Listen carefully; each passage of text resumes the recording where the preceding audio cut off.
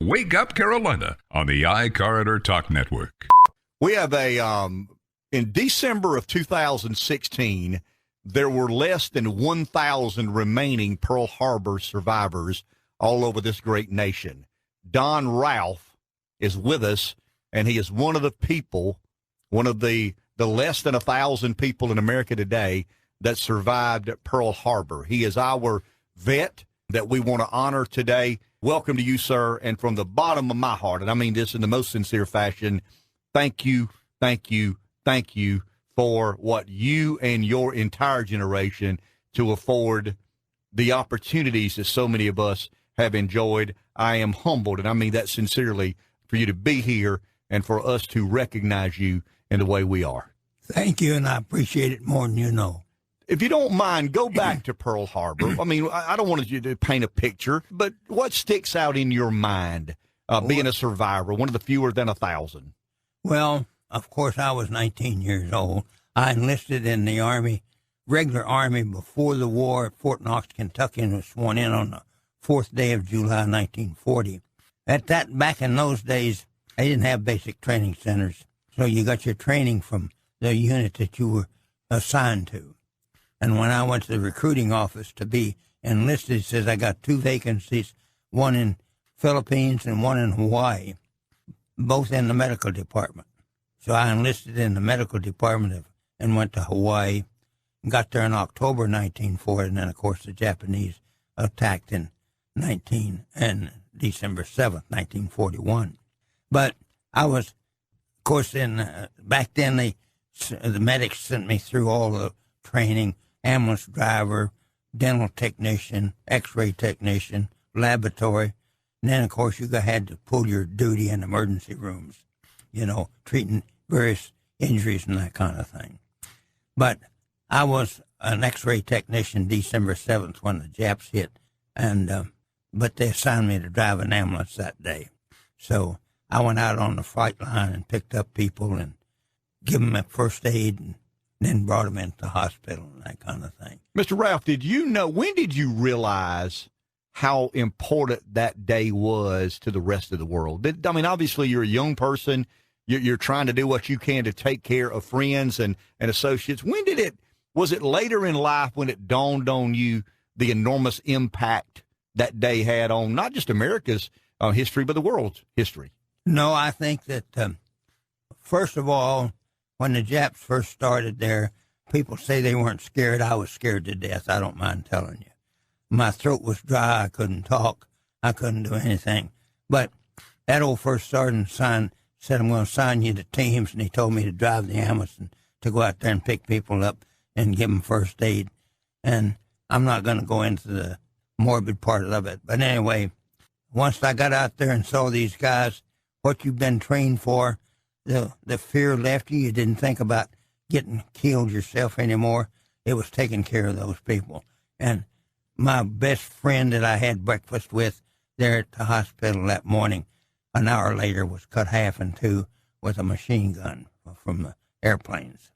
So all of that hit me that day. And, of course, since then, I have had the realization that it was really something, and I was part of it. Interesting, very interesting.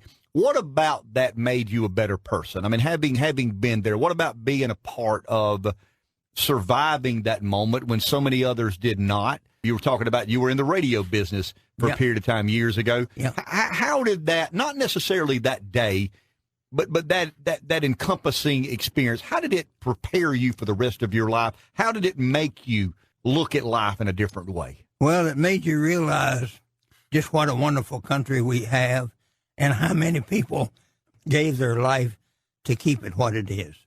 And it's just, you just think about it. You dream about it.